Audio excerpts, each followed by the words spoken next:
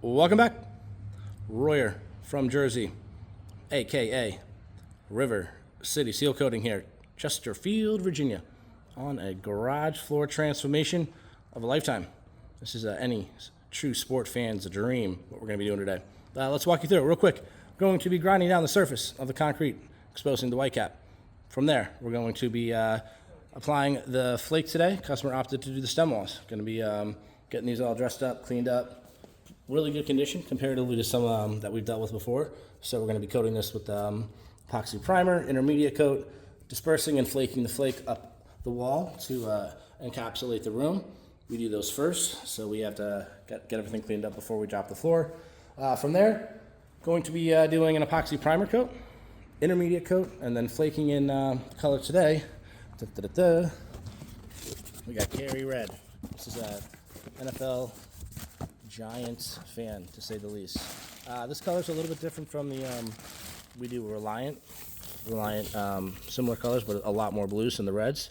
Customer opted. He said he wanted to add a percentage of the red to the original Reliant color, and I just mentioned that we could get another color called Carry, and that's the flake right here.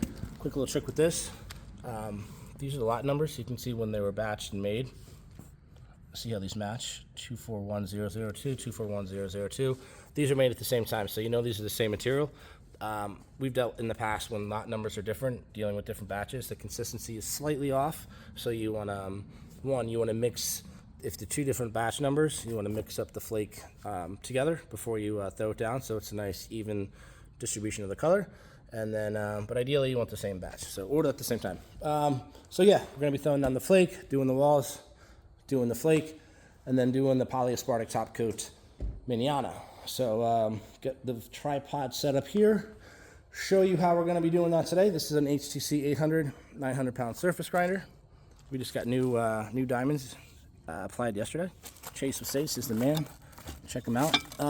These are 25 grit diamond segmented pads, basically. So there's a bond in here that holds diamonds. As the concrete grinds, it reveals the diamonds and creates a scratch pattern into the concrete surface. So you got 9 of those bad boys. They spin independently. This big boy spins independently. A lot different than trying to acid wash the floor and do it yourself with the broom swept. You can't. Concrete surface profile in which it's rated 1 to 10. You can't even achieve a 0 or a 1. This gets down to a 3 to a 4 depending on the diamonds. So this is the grinder. This is the vacuum that sucks everything up with. Customers having the driveway paved, so we had to get creative. This is a very, very heavy vacuum. So if we wheeled it into the rocks, odds are getting it back up was going to be extremely hard. So Carlos over there, Banana Man. Say hi, YouTube. Hi. Mr. George's TikTok. I'll share his TikTok here. Love those guys. So yeah, very smart. Improvise. He has some pallets over here. Got it set up so we can just ramp it back in. So this is what sucks up all the dust. Connect that to the grinder. Connect this to the Hilti DG. This is the 150. This is the edge grinder that we use to get up right up to the edge of the. You can turn the shroud so it's like a completely circle, or you get up right to the edge of the concrete, right there with the 90 there. So yeah, that is powered by our Doosan Whisper 480 kilowatt diesel generator. She's a beast. Bad boy. This could let's say it could power the neighborhood. Big truck engine in there. Fascinating how this stuff works. Very dangerous stuff. I hate electricity. I hate changing car batteries. I always get so scared. Anywho, I digress. Pulled in our concrete coating trailer, nice and somewhat organized. So yeah, that's the rundown. Got to grind it, suck it up, and then do the coating here. So enough yapping. 4 minutes 23 seconds. Too long. Any other questions? No? Great.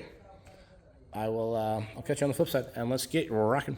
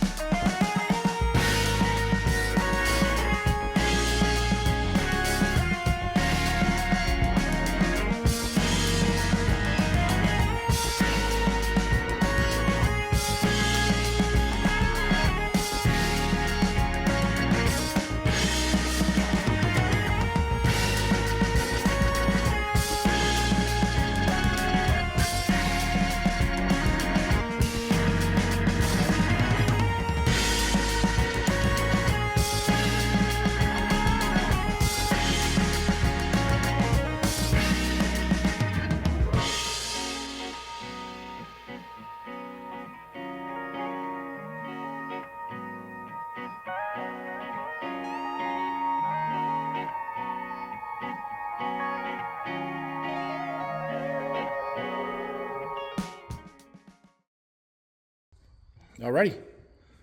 Day 2 in the books. Polyaspartic top coat has been applied. Look at this floor. Look at the sheen. Look at it. It's beautiful. It's beautiful. I'm gonna be super happy with this. I was a little nervous about the red at the beginning. Thought it was gonna be a little too red, but no, it turned out really nice. Still have the blue and white gray accents in there. So yeah, with the Polyaspartic top coat, it tends to make everything a little bit darker.